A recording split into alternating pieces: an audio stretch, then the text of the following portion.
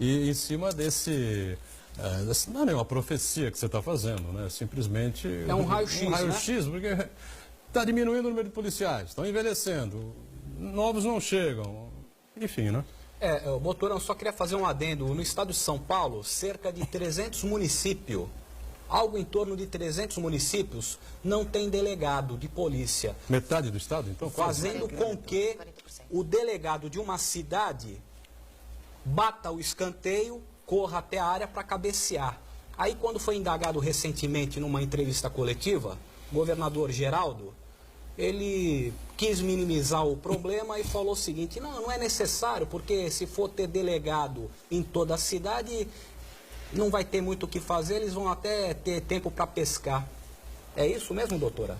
Eu afirmo que o governador do estado de São Paulo, ao afirmar essa declaração, não só ele foi desrespeitoso com os delegados de polícia, com a carreira de delegado de polícia, como ele se mostrou também muito mal informado.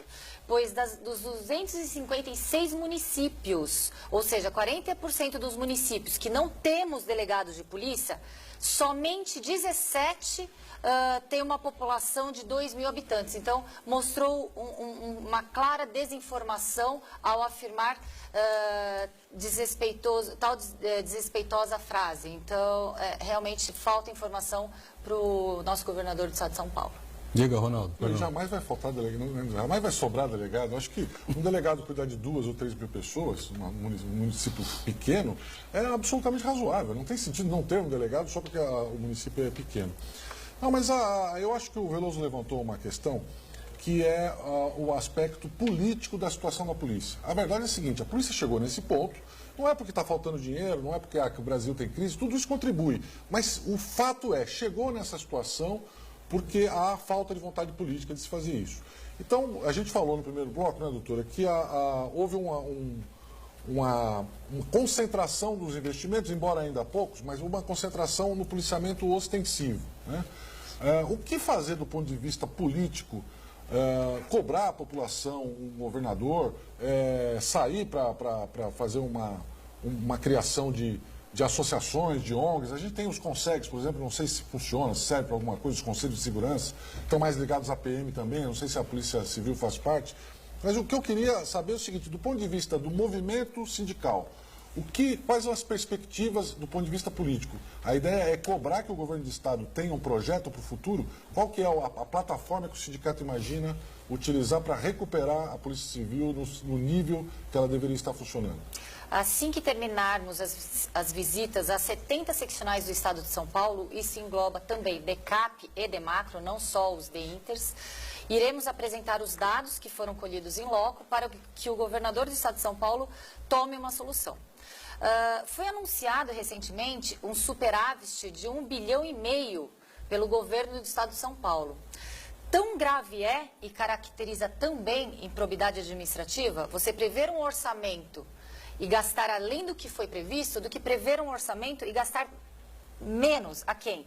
Pois o estado de São Paulo, o governo, não é uma empresa pública para gerar lucros. Ele tem que ter uma boa gestão e aplicar os recursos na obrigatoriedade, como fornecer uma segurança pública para a população, saúde, educação. Então há uma nítida falta de vontade política, isso tem que ser cobrado.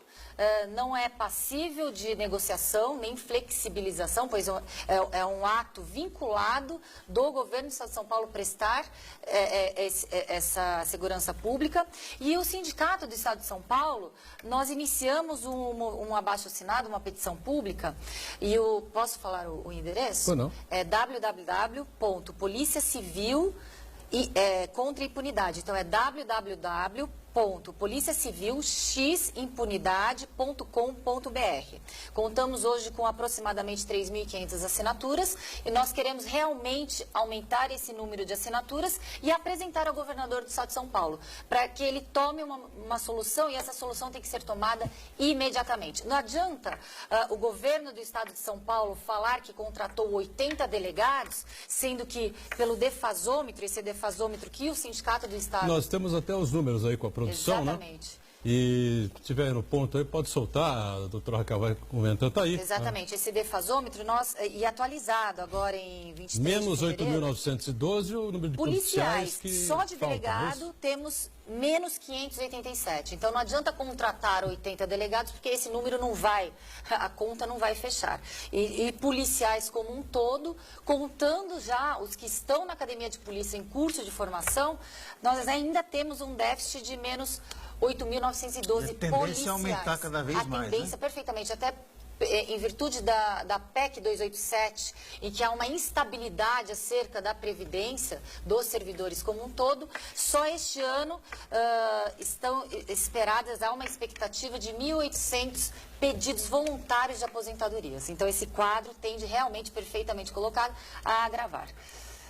Não só delegado, investigador, temos um déficit de quase 3.050, escrivães, 2.162, peritos, quase 650, agentes policiais, ou seja, todo o quadro de policiais da Polícia Civil do Estado de São Paulo está defasado. Agora, Raquel, Só me permite, Raquel, tem uma categoria que só é lembrada quando acontece uma tragédia, é o médico legista. Exatamente. Quando acontece uma morte violenta, um acidente de trânsito, um assassinato, e aí, por falta de pessoal, fica aquele corpo ali de horas e horas, aí sim que a comunidade percebe que, olha, faltam médicos legistas. Né? Exato. Não, falta IML também, né? E peritos. Peritos, Um IML. perito, ele cobre a cidade de São Paulo inteira de madrugada, à noite, nos feriados, no período noturno, finais de semana. Então, fica um perito, aliás, dois, né, cobrindo toda a cidade de Muita São carga Paulo. em cima de poucas pessoas. Exatamente. Então, doutora, a senhora falou do déficit de pessoal, e eu queria saber se vocês também já têm alguma valoração, alguma avaliação a respeito do déficit de equipamento, déficit de instalações, e saber se a senhora também já teve a oportunidade de visitar aqui a nossa região, a Baixada Santista, porque nós temos casos aqui, que o Veloso pode até explicar com mais detalhes, de absurda falta de recursos. Na verdade, o Palácio da Polícia, que seria o nosso equipamento mais importante, caindo aos pedaços. parece que desaba se continuar do jeito que está, ele vem abaixo, né? Está literalmente corroído o prédio. Doutor, já teve a oportunidade de fazer essa vistoria aqui na Baixada Santista? E o que a senhora pode falar a respeito da falta de recursos materiais também, equipamentos para o profissional trabalhar? Perfeitamente.